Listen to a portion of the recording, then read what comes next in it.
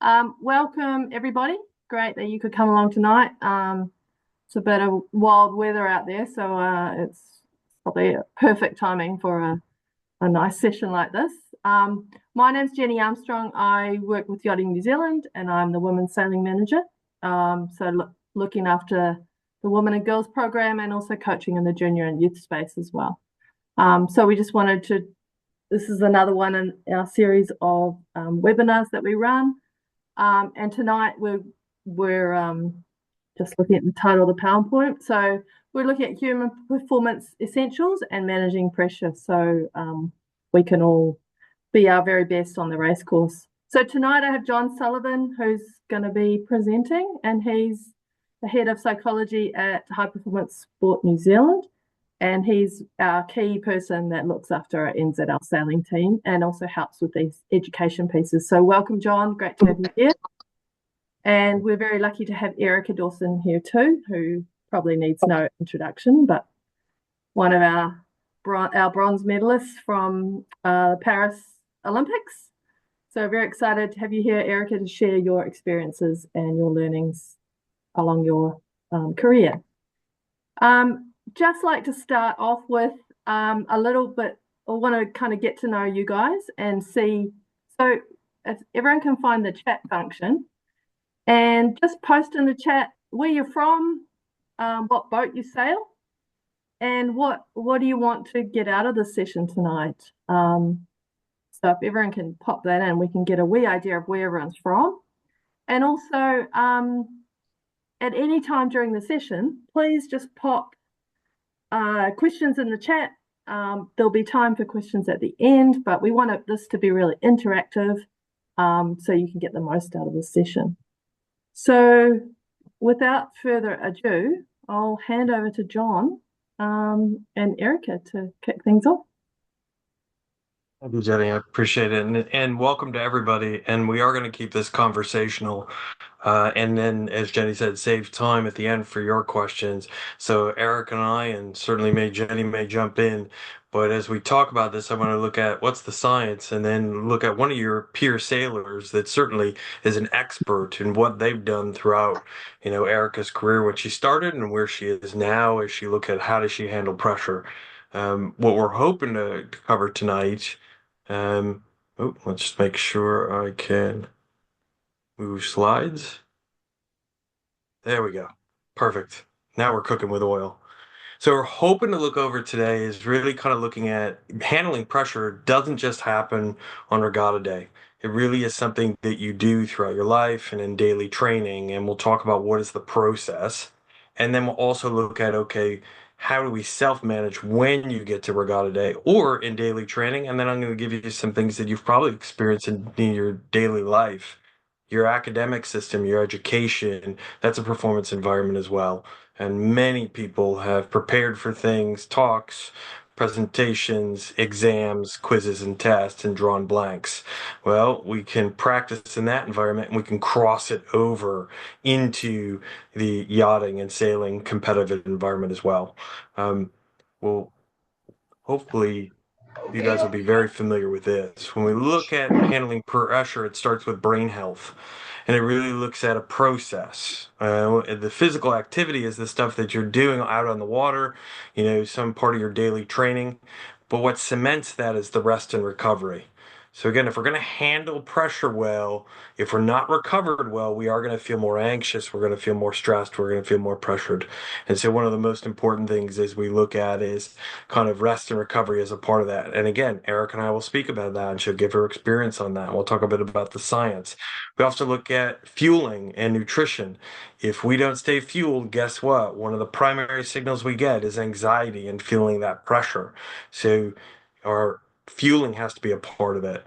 We have to really kind of challenge ourselves from a cognitive standpoint of understanding tactics, understanding preparations, and we'll talk some ways about how do I structure my routines so I'm really keeping that anxiety and pressure in check. And then emotions. Emotions run the show in sport and life. Pressure is an emotion. What do we do with it? And then the other piece is, socialization. How do we hang around in the boat parks? How do we look for social support?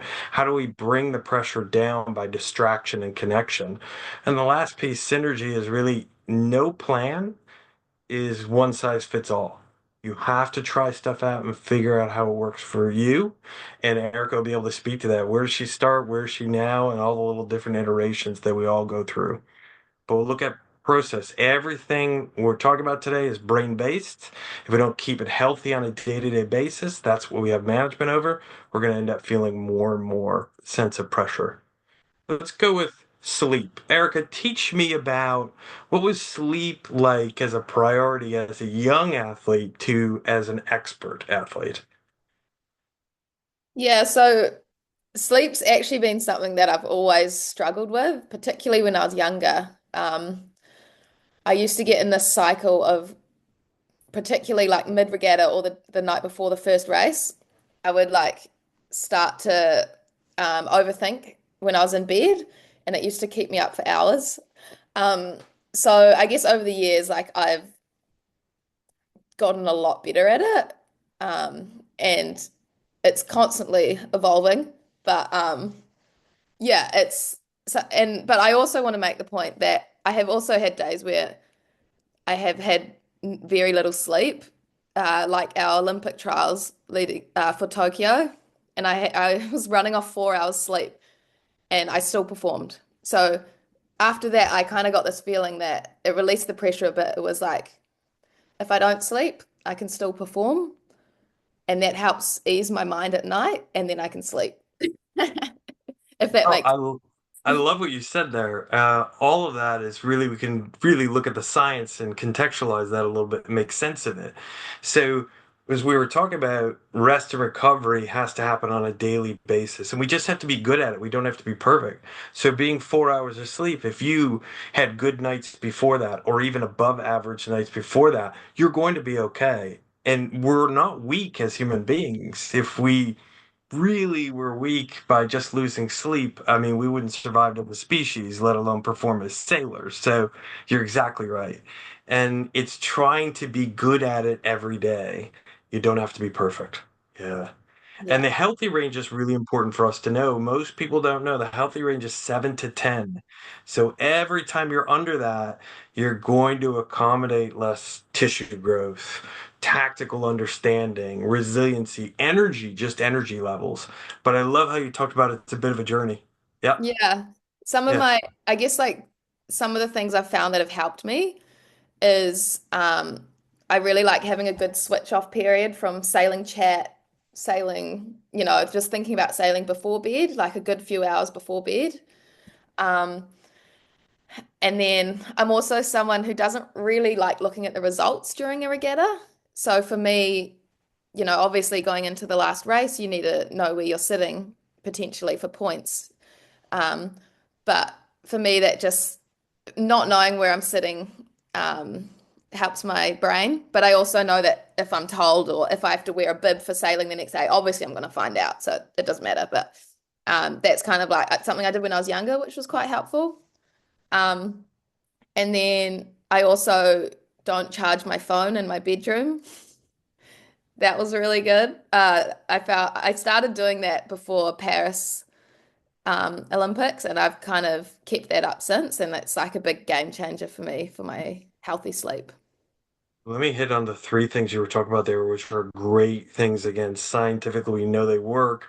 They also, you have figured out they work for you. And I encourage people to try these things out. Routines really do help us optimize our life. And one of the things that we tend not to have good routines about, as all of us as human beings in a westernized world, is sleep now because of the very thing you brought up. Our phones are designed to keep us awake. And so charging it outside of the room is critically important because it pushes radio frequencies that disrupt deep sleep where all the healing happens. So great job on that one. If you can't do what Erica's doing, getting it out of the room, which is what I would recommend, it has to be at least 3 meters from your head. Otherwise, it will affect deep sleep. So good call, good habit.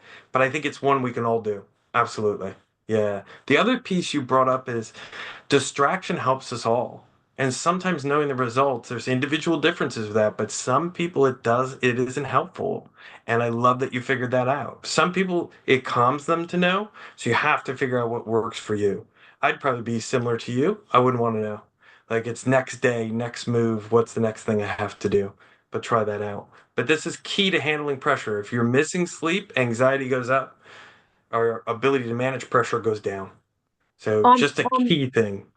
Go I'm ahead. the opposite, John. I super analyze the results so I know exactly what everyone's done, but then I put it to the side. But I have a question here because we do have some parents here. How can parents sort of help create that good space for their sailors to perform? With the sleep one is a really big one. It's starting, and I would say, from a general standpoint, is the whole family is starting to adopt these. Because if you're just taking the phone away from the sailor and everyone else gets to have them in their room, that isn't probably going to fly. It's starting a family tradition around you keeping the phones charging in another room or in the kitchen or in the downstairs, right? And so we're all playing by the same rules because it will help the adults as well as it will help the young athletes. Uh, I think it's also getting clear about why you're doing it. It's not about punishing people. It's about putting everyone in the best space. So being clear about the why really matters because most people get anxious if you take these away. There's got to be clear rules around it. And then I would say the other thing is environmentally, watch your lighting. Almost all the lights in our house now are high definition, meaning they're kind of at what the sun is at peak noon, where we have most attention, most energy, and get alert. So you should probably change your light bulbs to more soft white because most of the high definition LEDs are the same light that gets emitted from our phones. So think about lighting, think about routines, discuss it as a family. And I think also just for the parents is making sure that kids do get that switch off period. Like I remember sometimes my dad would want to go through all the details of the racing that day. And you know what? Sometimes I just needed to not talk about it. So kind of like gauge how your kid's feeling about it. Um, Ground rules, right? And ask them what works for them or work on, let's try this out, see what happens. Absolutely. Great point. Great point. Thank you, Jenny. Great point as well. This one's a really big one, and it's often overlooked. But Erica, tell me about kind of what it might have looked like you said at the Olympics, as opposed to how you might have attended to it as a younger athlete. do you mean like with handling pressure or Yeah, because hydration has to do with kind of how the brain reacts. And most people will experience as you get dehydrated, we get more worrisome, we get a bit more anxious, we get a bit more or lethargic. And so it changes our emotional state of how we can handle things coming at us. yeah, so I guess or particularly in Paris, it's a very, very hot place. And I guess I've always viewed hydration and nutrition as a real controllable, and it's something that is, it's actually pretty easy to tick off in the scheme of things. There's so much other stuff going on sailing that can derail you, that nutrition, hydration is just something, just that's the bare minimum, you know. You need Yes. it. And making sure you're if you need electrolytes, you're having electrolytes and you're having enough water and you're getting enough carbs in on the water and yeah, for me it's the bare minimum basically. Fantastic. And it can be one of those things we manage. If we manage this, then we can manage scenarios coming at us much better. Because when you get dehydrated, you don't move the same, you don't read and react the same. So your decision making as a sailor gets reduced. And then your ability to manage, if you're in a team sailing situation, managing your teammate gets less ability, as well as between your races, communicating to your coach communicating us hydration is a key factor on this. And you brought up something that it's changing around the world, and we're having to think about it as sports scientists. It's getting hotter. How do we keep people hydrated and so they can perform at their best? And this image says, pictures say 1,000 words, as they say. On the left side is a fully hydrated brain. So you're getting your hydration in, and then on the right side is dehydrated. What you're seeing there is the brain shrinks. So just think about that for a second. If your brain is shrinking, you're losing functional ability in that moment. Now, if you hydrate, you'll get it back. But if you have to finish that race and you have a dehydrated brain, everything else flows off of that in a lesser quality. And so, right, Erica, it's something we can tick off. Easy done. Absolutely. Erica, I've just got a little note on the chat, and it probably leads into your next slide, John. But what's the best things to eat on a regatta day? Have you got any suggestions for Aurora? One Um, of the things, yeah, yep. you go. Oh, You no, go. no, no, Erica, go, go, You're the go. expert. Please. Um, I always like to have big breakfast, so normally two breakfasts, like cereal and yogurt and fruit, and then some toast with maybe like avocado or eggs or something. Um, and then I always like to get a little snack in before I hit the water, just because it's quite easy, like a little, I don't know, peanut butter sandwich or something like that. Or and then on the water, I know people say they're bad luck, but I love having bananas on the water. And or like kind of I like making oat balls with like oats and dried fruit and peanut butter and then or else muesli bars. I'll take like anything on the water, honestly. I will have like leftovers or big filled rolls, but I know a lot of people can't handle that on their stomachs, but that's just me. Was Well, fantastic. I just got someone asked, should you always eat after a race? I mean, I think yes. Definitely. Actually, it's really important you eat straight afterwards. A lot of people, it's really easy to forget after the last race of the day. You've got a 20-minute sail in, you de-rig, you're chatting with people, and suddenly it's been an hour and a half since you've eaten. And it's really important to make sure you've got something easy to just get in, like some good protein in, um, for as soon The, as you get off the water. incredibly important point, Erica. If you skip eating post a workout or race, it'll take you another 24 hours to build up the energy in your muscles. That's where we store it. And so, thus, that puts you behind in being able to produce decision making, the movements with precision, the coordination, and the communication. And so, key. And I love everything you said about fueling is something we do over time.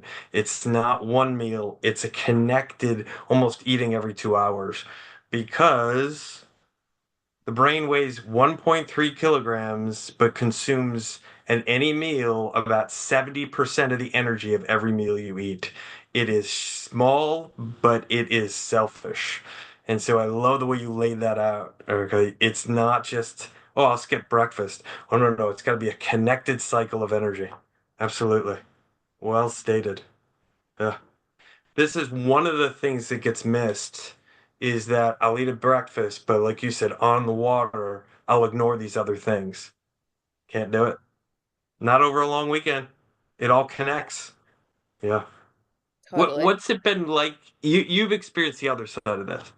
So what are you like if you're underfueled? What do you notice as a sailor? Um, I definitely like my brain function reduces. I really think your decision making, you're just not as sharp, not as focused. And then energy wise, I often notice it the next day rather than on the day. Um, like you say, if you're racing in a 5-day regatta, 3 races a day, and you get to the last day and you haven't fueled properly, you'll notice it then. Yeah. It's an endurance sport. Yes, it is also because the extended period, and then you're well aware, as well as sailors on this, delays. Yeah. There is no sport that has the length of delays that you get in sailing, and you have to fuel during that time. And I love how you said like you'll notice it in your recovery as well. Everything connects. And so it will affect your recovery. Absolutely. Yeah. That's a great examples. Love that. But do remember all this stuff connects into, like you said, decision making, handling pressure. How do I feel? What do I feel like? What can I manage? And these are, like you said, off the rank. We should check the box on these. All right. And by the way, Eric and I have not practiced this, so I think she's doing amazing on, again, just I'm throwing her questions and she's teaching you along the way. So you have to have routines. Teach me a little bit about, again, your routines, where you want to go with that. I leave it up to you. Um, yeah, I think routines are very key for managing pressure. Um, if you have a routine, you feel more prepared. It keeps you focused and in the moment. Because it's when you're in a high pressure situation, it's really easy to have these kind of intrusive thoughts about, you know, I used to have these really intrusive thoughts. Like if I had a good first two races of a regatta, suddenly I'm imagining myself like on the podium. I'm thinking who I'm going to thank in my thank you speech, which is just not the way you want to go into your third race, you know? It's like this is how I used to be when I was younger. So for me, it was all about having a routine, but like even down at the yacht club, rigging your boat, doing a similar process each time. It's when you go on the water, you're making sure you tick all the boxes for the race prep that you need to. It's setting your priorities for the race, mentally, like actually going through that process. And then even during the race, it's, you might have these thoughts about, and that you're putting extra pressure on yourself through these thoughts, but you just kind of you don't take too much notice of them. They might come in and then you just kind of let them go. You don't act on them, you don't think about them too much. And for me, that's something that, it's taken years to do that, and I'm still trying to improve it. Um, but I think it's definitely something that the top sports people are able to do, is to keep in the moment, is having a routine and just not thinking too far ahead. Yeah. I like what you said there, and you touched on a number of different things, and I'm going to try to pull those out. One of the things you talked about is a routine in the boat park. And I might even add another piece for sometimes when you're setting up routines, it's good to have, and you may be speaking to this, but having a checklist. And absolutely, because as we become under pressure, our human memory changes a bit of how much we can hold. And actually, in a modern age, because of smartphones, our ability to hold things in memory has shrunk. So I always encourage people, like you're saying, boat park routine, have a checklist. And you may not need to refer to it over time, but it's there if you need it. Looking at what are the physical things you need, what's the nutritional needs you need, what's the equipment checks you have to go through, all those things on that list. And then I love how you talked about on the water, that you have your routines that allow you to bring back your focus. You're absolutely right. Distracting thoughts, that is the rule of life. And especially with a more modern context, if all of us had our phones on right now where we could hear alarms, they would go off every 30 seconds. So it's already distracting us. We're in a distraction world. And so you're right. We got to be really good at where's our focal point need to be. So that routines help with that. Absolutely. 100%. I love that. I would add another one, but I think you were speaking to it, is a routine post, and you spoke to it in the other slides. What do I need to do in my recovery phase? And the checklists help to routinize it over time, get good at it, but it also helps to lean on them if we ever need to. And so I really love what you spoke to. It's in thirds, right? It's pre, during, post. And it's not being a robot, it's being flexible, but you know what works for you. And that's the key thing. Yeah, and just I think your point about it's not being a robot is everyone's actually different with what works for them like this. For example, Micah and I were very different. Micah, Micah needs to be talking to his friends on the race course in the last 10 minutes before the race, whereas I'm a bit different. I prefer to just do my own thing. Whereas like for him, actually having that lightheartedness, making jokes like that, that's how he performs the best. So I think really trying to understand how you as an individual perform your best, or if you're in the double-handed boat, how each other performs their best, is really important. Think that's a key thing that goes back to that synergy. It's not one size fits all, but also if you're a double-handed boat, how do you work together as a team and make space for the individual differences? Absolutely. Key factor is help people figure out what works for them and make space for what works for them. Yeah, that's a great point. Jenny, I'm sorry. You sound like you were Well, gonna no, no, I've just jump in. got a question on the Oh, chat, but I think you've probably quite covered it. But what routines have you used before a race up to the start, and what worked best for you? And I think you've kind of answered it, that it's a work in progress and it's constantly changing, and a double hand is you need to adapt with your partner. So I don't think there's a one size fits all, but there's certainly things that need to happen on the shore. For example, rigging the boat, making sure you've got your nutrition and your hydration and being at the right place at the right time. But what you do just to, like you said, Mike was very social, but some people like to just go and sit under a tree. That works best for them, or whatever. It's just working out what's best for the individual. Danny, I would add too, we got to give a shout out to coaches. So I would say to the athletes, if you put your routine together, have a coach take a look at it because of those key points you're talking about of technical, tactical, as well as equipment based. You're going to have a great, some people might leave that off and you might see, hey, that's got to be added in there. And so I'd encourage people on this, on the call to put a routine together, a checklist, and have key people look at it who can give you some judgment on, hey, have you thought about this? You're missing this. This is great. Get that feedback.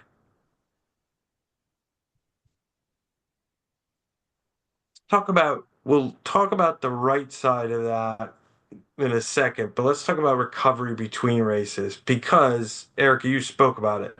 These are long events. This is not one and done. I mean, those do happen, but the higher you go in the events, the longer they are, if you will. How did you manage the recovery? Because that relates to managing pressure. It all connects. Yeah, so between races, for me, it's you finish and you get your food and your water, um, take some breaths, because generally I'm pretty puffed after downwind. Um, just like chill for, a few minutes, and then when we're ready, we'll talk to our coach. Or if you don't have a coach out there, that's when you reflect by yourself and we take out some, key points from the race, what won the race. And then you're basically focusing on the next one. You're thinking, okay, what's my priorities for the next race? And you're very quickly forward focused. Yeah, that's probably yeah. The key though in terms of like actual recovery is eating, drinking, and if my forearms were blowing up, Anton giving them a quick massage. Understood. That sounds Understood. very Absolutely. luxury, And you Erica. hit the high points there, which are really important.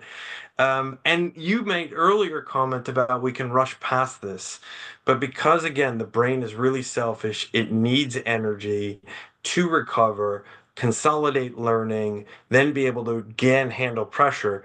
You got to hydrate, you got to fuel right off the bat. And it's just so easy to run right past it, especially if it went well, and especially if it didn't go well. Usually, when we're in the middle somewhere, we don't forget. It's those extremes.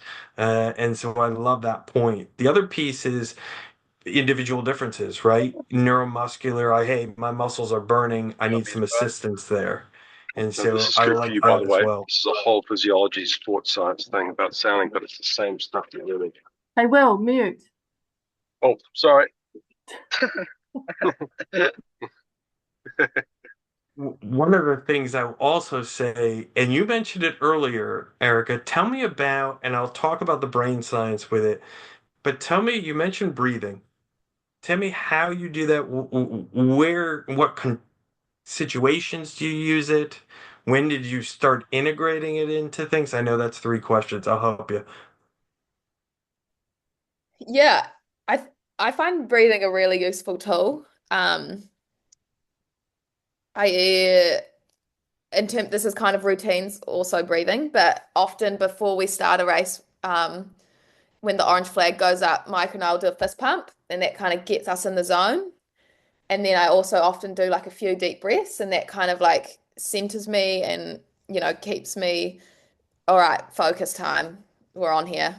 I kind of feel like that preps me. And then I use breathing. So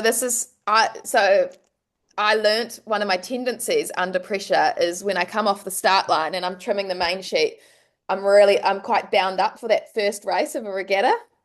And I tend to over trim the main sheet, which is not good for boat speed. And so then I started learning that if I intentionally took a few deep breaths after the start gun, that just kind of relaxed me. And then I was back in my kind of flow state.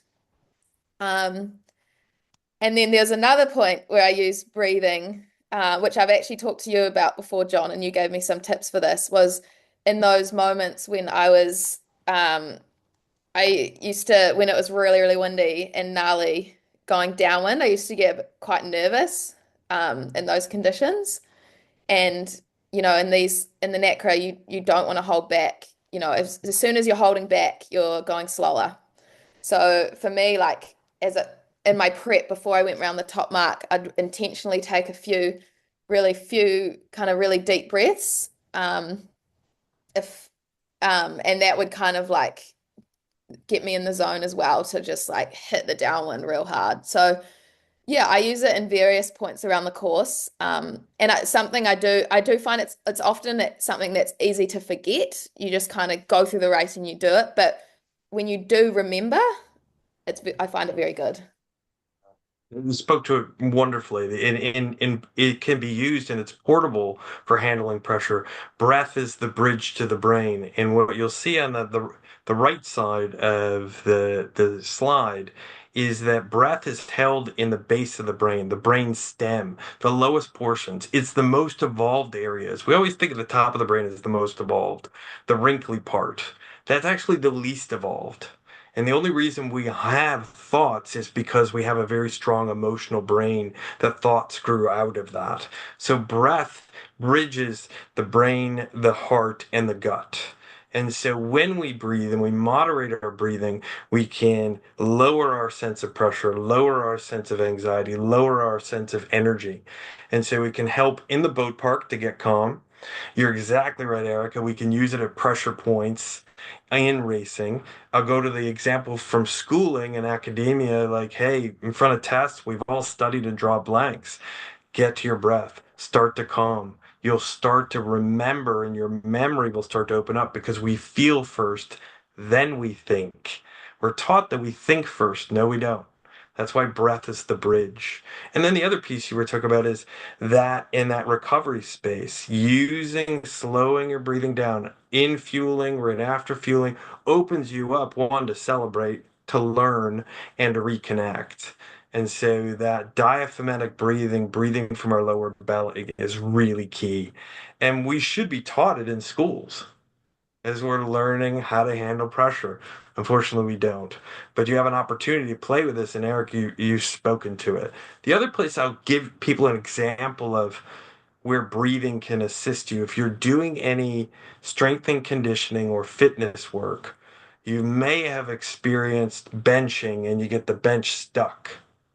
If you've ever noticed, if you're able to get it to move and then rack it, your breathing shifts from your upper chest to your lower belly.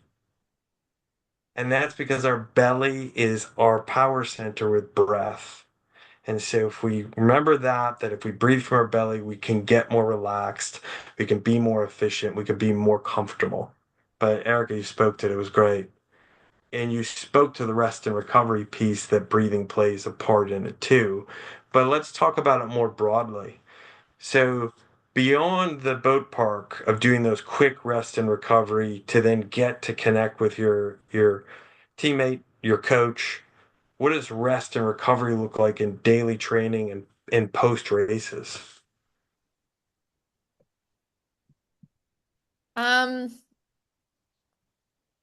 yeah, I think for I kind of see this as like there's a physical rest and recovery, and there's also like a mental rest and recovery. I'm guessing you're talking about the mental, I'd but say, hey, give the broader yeah, picture. That's fine. They connect. We separate them out for convenience, but they really connect.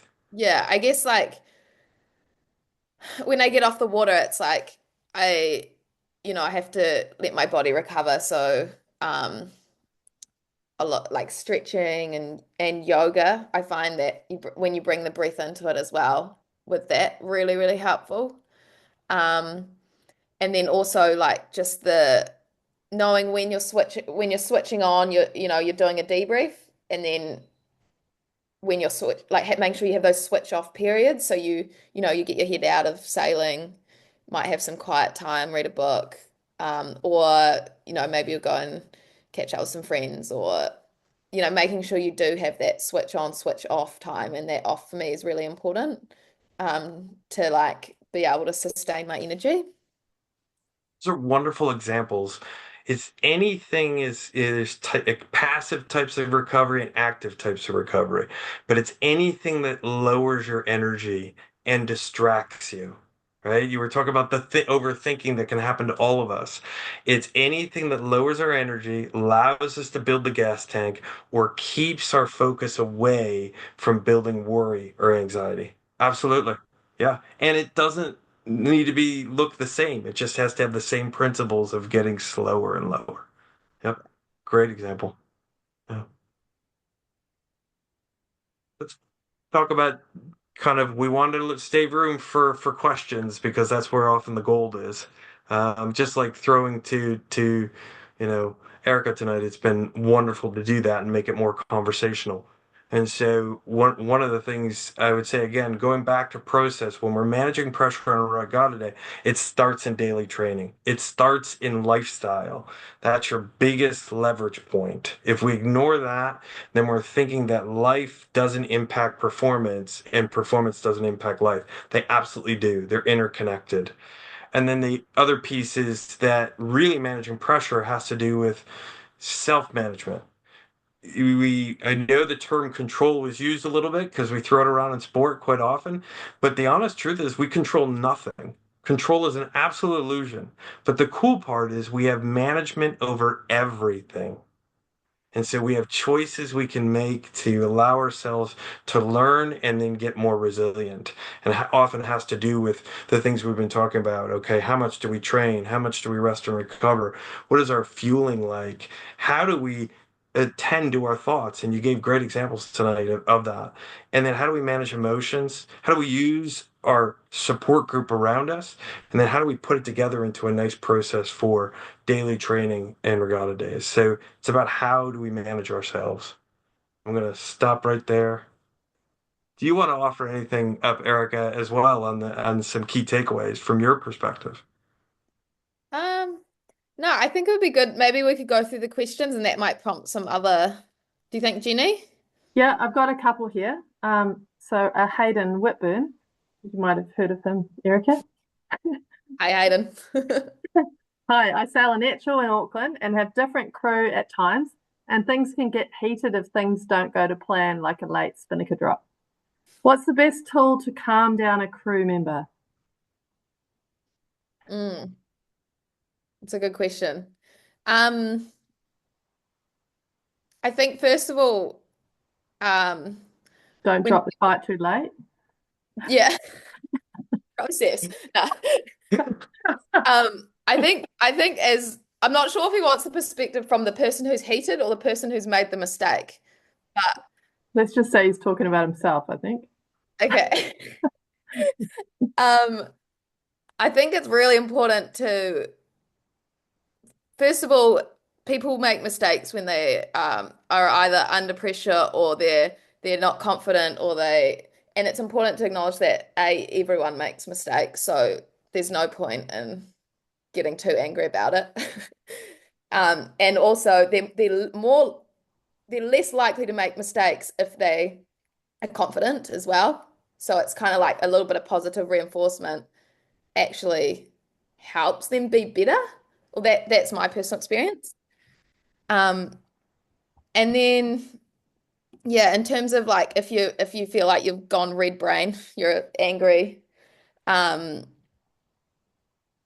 I think it's just like acknowledging it and being and maybe apologize to the group like, sorry, I lost it for a second there. We're back, we're on, and kind of like bringing it back to the positive. No harm in admitting when you've made a mistake or you've lost it for a second. It happens to everyone, so yeah. And I always, when I sailed double-handed boat, I always ran under the assumption that everyone's doing their best, and I think if you run with that assumption, everyone's going to do their best, and there will be mistakes will be made at a decision level, at a boat handling level. But it's what you do next is the key thing. So you can go crazy and get really angry, or you can just be like, all right, that's happened. What's next? What's the next decision? What's the next move we need to make as a team?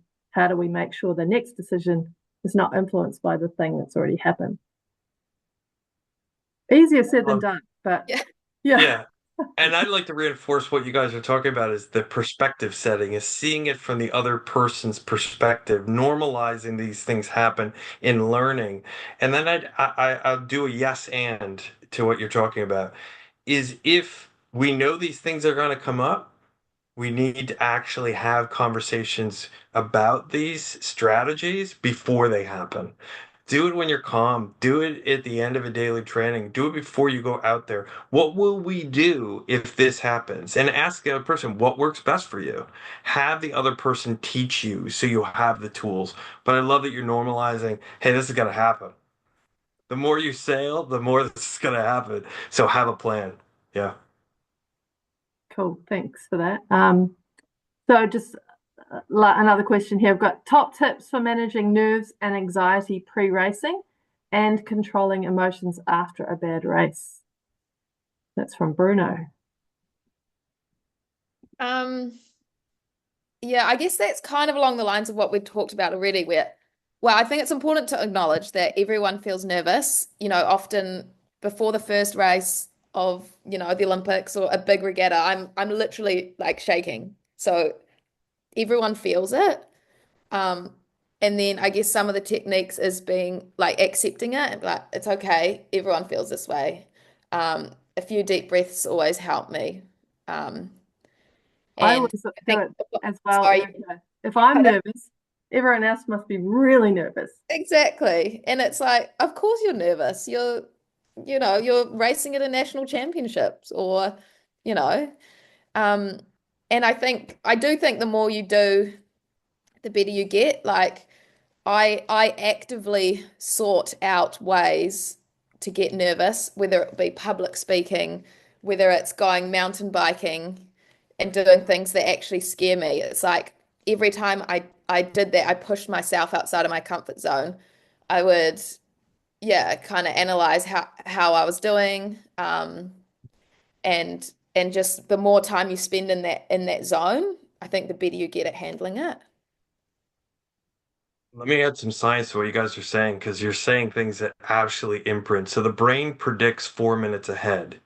So it knows what you're going to be doing. It knows what you're going to be putting yourself into. Energy wise, it's calculating. Hydration wise, it's calculating. Emotionally, it's calculating. So as you lean into these situations, it starts to learn what energy level is best for optimal performance. But if you don't lean into them, the anxiety stays high. And you're right, using other techniques like breathing or even light music, that helps with the distraction as well as regulate the brain and the heart. But if you're right, if you want to get good at these situations, you have to lean in and then practice skills that keep you lower. Otherwise, it will stay high. So there is a practice effect. You're exactly right, Erica. Absolutely. Yep. Cool. I'm learning heaps from my sailing too. So constant learning or remembering. Yes. So if races are delayed whilst you're on the water, should you relax or should you try roll tacks and practice and get what should we do in those moments? Oh, that's such like a personal question. I think everyone's really different, right? Um, I'll give you another example of Micah and I. We're very different. I'm the person who I like to just constantly check on the wind, like always looking upwind, checking out how it is. Whereas Micah will literally, he'll lie like down on the tramp of the Nacra and just completely zone out until he's told that, okay, we're going soon. So I think like learning what how you do it best, it would be a really good process to go through, find out what days have I performed well when there's been a delay and what days haven't I performed well, and see if you can kind of figure out what works best for you. And I think there's different types of delays as well. There's like just shifting the course around, which might take 15 minutes, or a complete glass out and it doesn't look like racing's going to happen for a while. So I guess strategy is around those different scenarios as well. Yeah. And I think it is that switch on, switch off is really important. Some days you can be delayed on shore for 4 hours before you go on the water. And it is important to be able to switch off and just not think about sailing for a bit. And then, when the time comes on, you're on. And that's why Micah and I, we always did a fist pump at the orange flag. Is like that was our kind of trigger that we're on, So even if you'd been switched off, you're on now. So yeah. I like what both of you are talking about too. Contextually, it's running through scenarios, right? Then, Erica, you're saying you have to practice this stuff, and then you have to figure out what is best. And this is where we all can get better in learning is we should be doing this stuff in daily training. Not wait for race days. Actually show up to practice a delay or some sort of change, as Jenny, as you're talking about it, because then you can work it out. Like you're saying, hey, I can figure out what works for me. Oh, I think that's all the questions.